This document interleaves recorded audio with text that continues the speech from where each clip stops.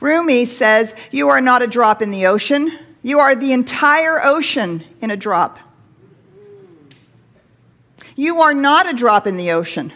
You are the entire ocean in a drop. You are the universal made individualized. You are the place where the universal is awakening to itself as the universe, as this undifferentiated, unseparatable whole. So fundamentally, love is the spiritual reality of healing our sense of separation. I'm so glad you joined us today. That makes you a part of CSLDallas, and we love that our community continues to grow. And we also love to give great spiritual content. And a way that you can participate in our community is financially give to it.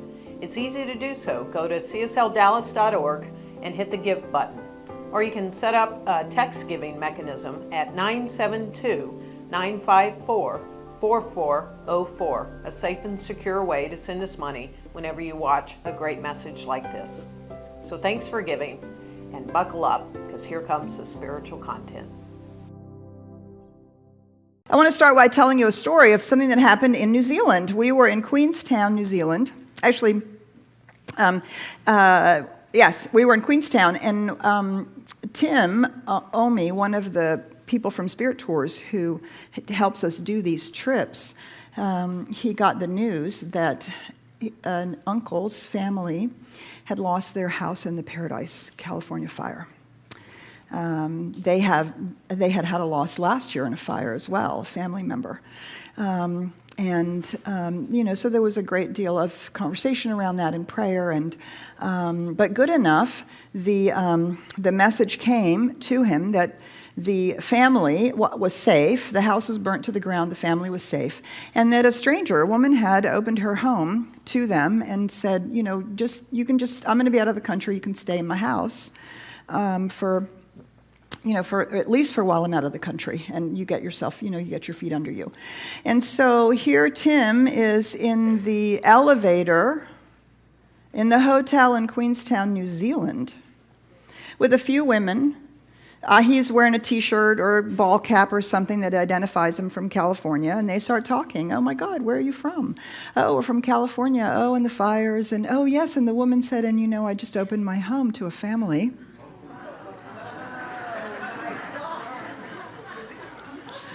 And is that wild or not? What?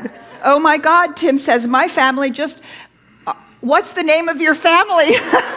Sure enough, it was Tim's uncle. It was the family, Tim's family, who was in this woman's house. And after talking to Tim, she said, well, I'm going to go home and tell your uncle they can stay as long as they want. Yeah, right? First of all, it's a small world. Second of all, what an amazing thing when we see that love manifested, demonstrated in such an extraordinarily open way. And so that's what we're doing this month in the holiday season, is we're fanning the flame of love. So and we're actually wrapping up our whole annual theme, Ignite the Power Within. What is that power within? Well, ultimately, it's the power of love. It is the recognition that we use this law that is the mental and spiritual creative power in the universe, but it is the impulsion of love and the truth about love and the reality of love, the power of love. So today we're going to talk about discovering fire. Love, discovering the fire that is this love. And it is inspired, actually the whole month is inspired by this quote. Someday, after mastering the winds, the waves, the tides, and gravity, we shall harness for God the energies of love. And then for the second time in the history of the world, humans will have discovered fire. Pierre Teilhard de Chardin. So what happened when we discovered fire? Well, first of all, we didn't discover fire, right? 1 million years ago, we harnessed fire. We saw fire and lightning. We saw lightning strike. We saw grasslands burn and trees burn. But we learned to harness fire. Actually, when we were with the Aboriginal teacher in Australia, he showed us the little seed pods that had little cones, little areas on them, like it was a big seed pod in little areas, and it was the place where the women would put the ember or the spark from their fire when they traveled from camp to camp and place to place. And it was the place where they kept the fire alive in this little cone so that they could move around and their fire would survive. Right? And so we didn't so much discover fire as we learned to harness fire. And we learned to carry that fire around. Now, when we and produce it at will.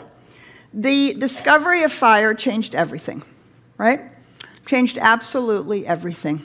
We were no longer at the mercy of the weather. More importantly, it was something around which people gathered. It created community in a whole new way. We were able to stay in places because we were able to keep ourselves warm and dry. The production of food changed entirely. We were now able to cook things, cook meat, make bread, which before fire we weren't able to do. And over time, fire is the seed of all agriculture, all industry. It's the cornerstone of civilization.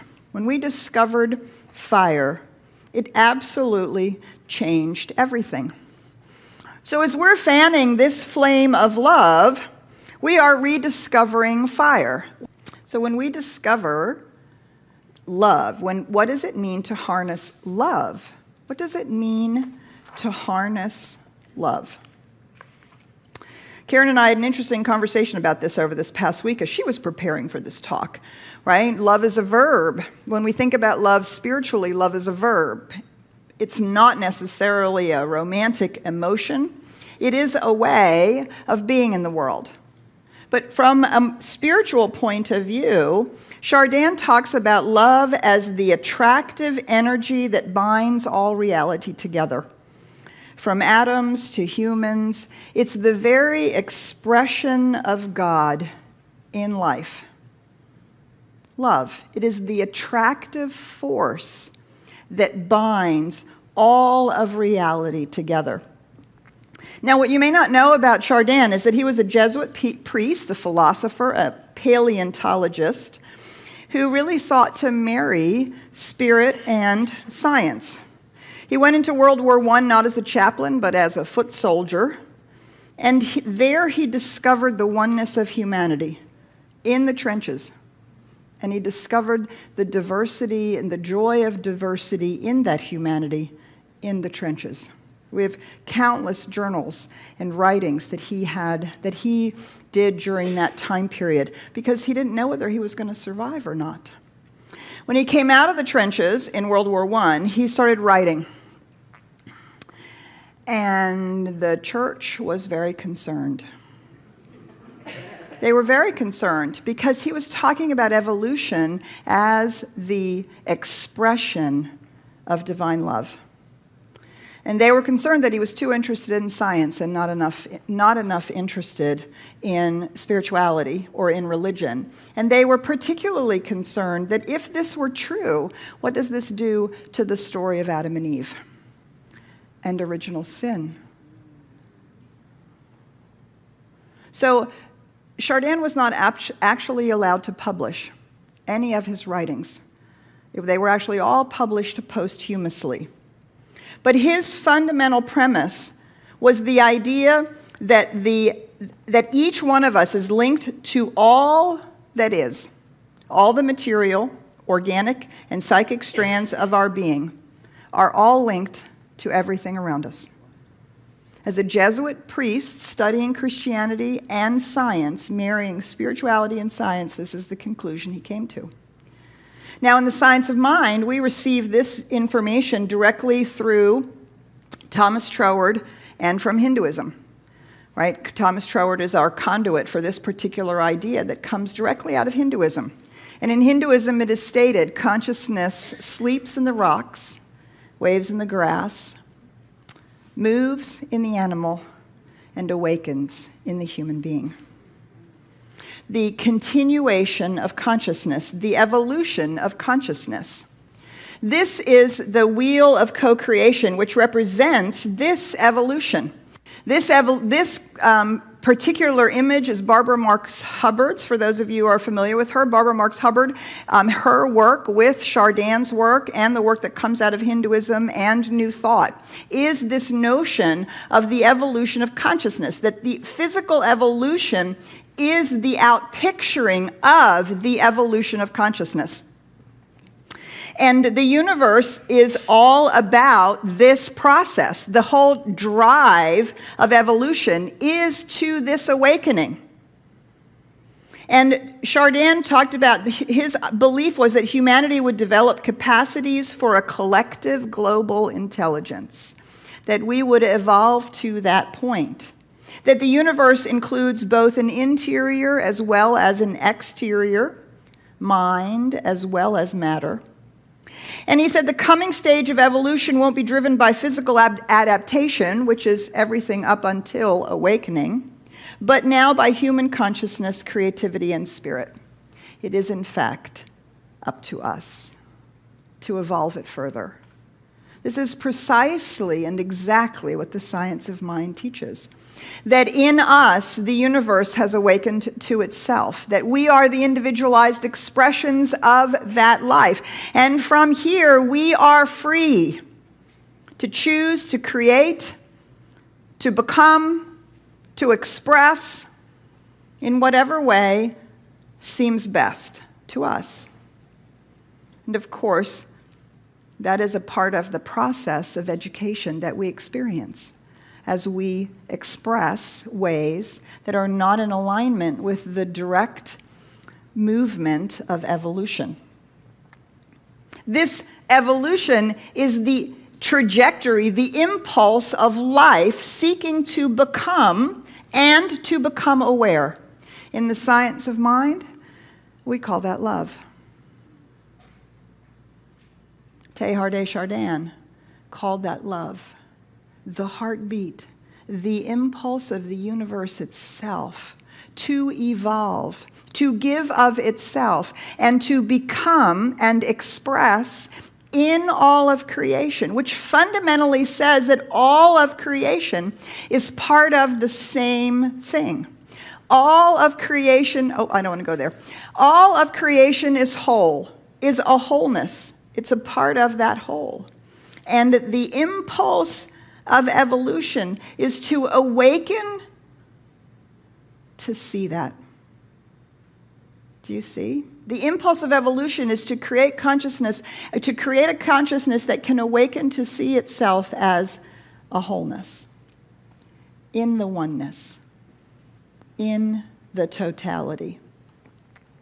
So if you want to read more about this, I highly recommend these two books. This is The Divine Milieu. We don't have a book of the month for December because we know you're all busy getting prepared for the holidays. But I highly recommend these two books. These are classics in emergent evolution, which Ernest Holmes is a phrase that Ernest Holmes uses, emergent evolution. And it's The Divine Milieu and The Phenomena of Man. Both of them were published posthumously after Chardin's death, and they really set the stage for a lot of what's been happening in the growth of consciousness in the last 30 years. Even 50 years. Interestingly enough, Chardin and Einstein both passed away in 1955, the same year. I cannot recommend these books highly enough. The other book I would recommend, somebody asked me a while back, what are you reading? I finished not too long ago the current modern day version of this book. It's called The Unbearable Wholeness of Being. The Unbearable Wholeness of Being. And this woman is also a Catholic. I believe she's also a Jesuit. And she starts back with the original ideas of Augustine and the teachings of Jesus. And she follows through with this Chardin idea all the way into quantum physics. And oh my God, you want to really, really get an intellectual understanding of oneness, these are the books to read.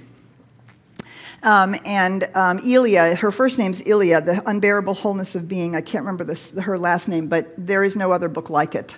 And it's really extraordinary. So what then is love, other than, on the one hand, this trajectory, this evolution, but it is also the recognition of this fact that we are one, of this fact that we are part of the whole. Rumi says, you are not a drop in the ocean, you are the entire ocean in a drop. You are not a drop in the ocean. You are the entire ocean in a drop. You are the universal made individualized. You are the place where the universal is awakening to itself as the universe, as this undifferentiated, unseparatable whole. So fundamentally, love is the spiritual reality of healing our sense of separation. Not just our sense of separation from each other, not just holding hands and singing Kumbaya, which is, however, quite wonderful, but the fundamental belief that we are somehow in this material universe where everything is separated from everything else. And we're just random things that are running into each other, and that we're somehow, things are caused outside of ourselves. Do you see? Love is the healing of that sense of separation. That you out there are the self, the universal self is you, and I'm the universal self as me. So the same self, only individualized. Do you see? This healing of the sense of separation is a fundamental discovery of our oneness. But at a deep cellular level, again, not just this idea that we're going to hold hands and sing Kumbaya, but that we truly and utterly understand that the life that is being lived through not only every person, but all beings everywhere is the one life. All beings everywhere. That this is the one life expressed. We're not just living our own lives. We're not just living in one place or in one country. We're living on this entire earth. And this earth has a face, an identity. She's called Gaia, like a cosmic person. She too is part of the universal expression, as is everything on the earth and everything in the universe. Everything is an atom in the universe, if we would use that as a metaphor. Everything that we can point to is an atom of the whole, just as we are atoms in the body of God. Inextricably linked, inextricably one with that whole. Many years ago, I was told a story by some friends of mine that they were out in Seattle, and they were shopping at a store, and they were having to return something, right? And the woman who went up to return the item, she was an Asian American in Seattle, and accompanied by friends who were not Asian American, who were Caucasian. And the sales clerk at the store kept having conversations with the Caucasian people. And they kept saying, but she's the one who wants to return the item. Oh, yeah, so we can return the item. But let me tell you about a sale. Let me tell you about what you can get. Let me tell you about what you should do. You should be talking to her. You should be talking to her. Why are you talking to us? And I remember this couple telling me that they had never experienced someone being so invisible, not being seen as part of the one. And they went away and they asked themselves, when am I not seeing someone? When am I making someone invisible? And am I willing to take responsibility for this? That was a huge awakening for me when that was shared with me. Am I willing to take responsibility to see the oneness of each person? Not just intellectually, but no, actually you're there standing in front of me, and see that be that with someone? On the other side of our sense of separation is a completely different way to relate to each other and to all beings and to all life. Do you see? It absolutely changes everything, the way the discovery of fire changed everything. Can you imagine what would happen to our culture, our society, our business, our industry, our politics, our nations, and our world if we lived on the other side of our sense of separation? If everything that we did with others, we did from the place of oneness. Every word, every act, everything that we paid attention to, whether we're talking about people who are different from us, whether we're talking about the care of our planet, whether we're talking about anything that we're doing, in any way that we're relating. You see, you and I are part of this whole, and everything and everyone else is too. Love is the awakening to this realization. Love is the way we act as if this were true.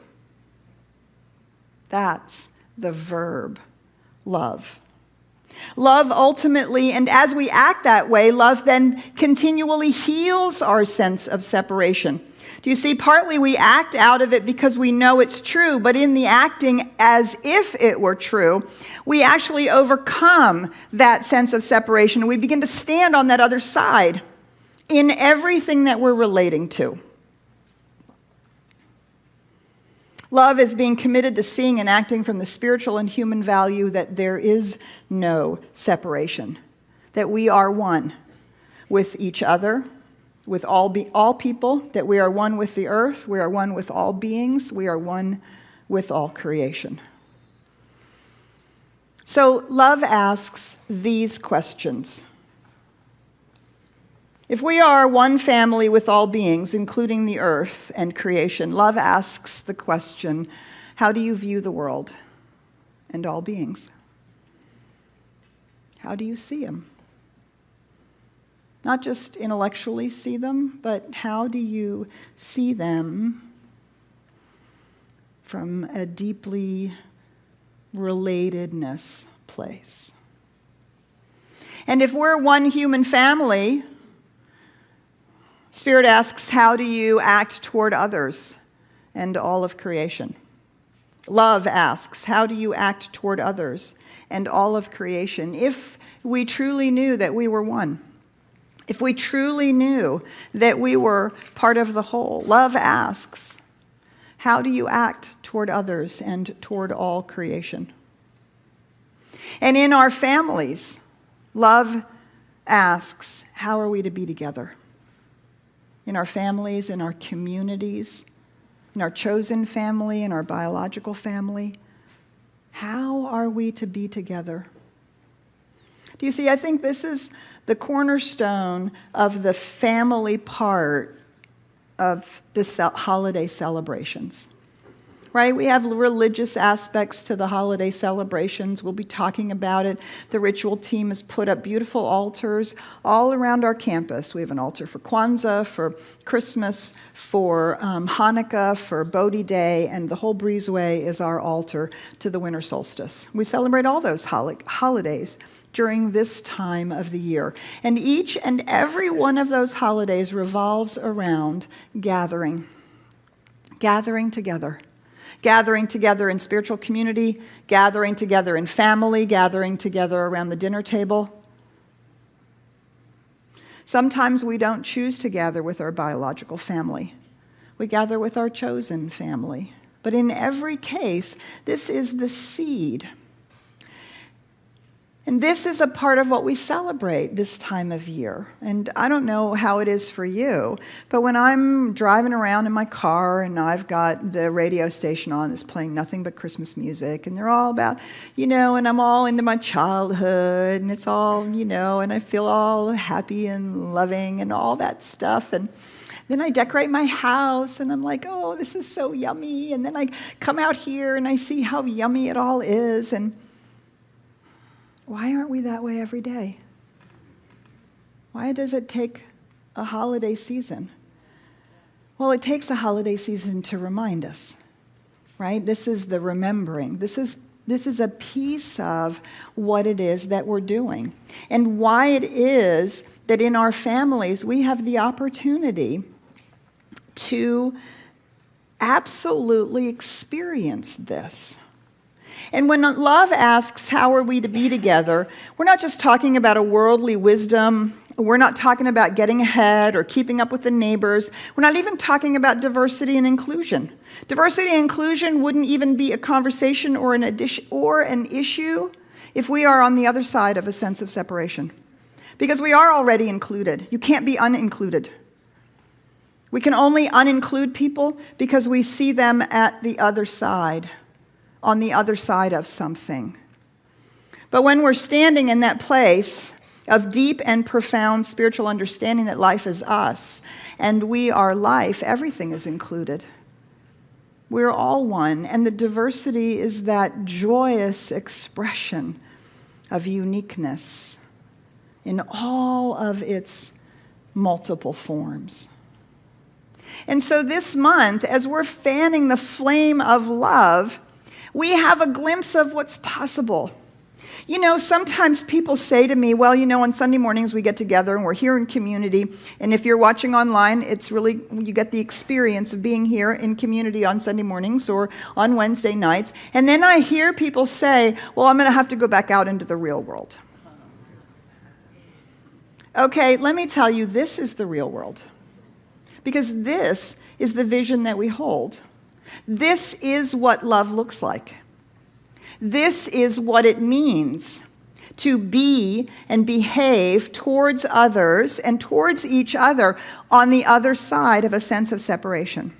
And so when we have those moments in our holiday season, out from underneath the fast and furious doingness of it all, but we have those moments where when we have gathered, don't take it lightly.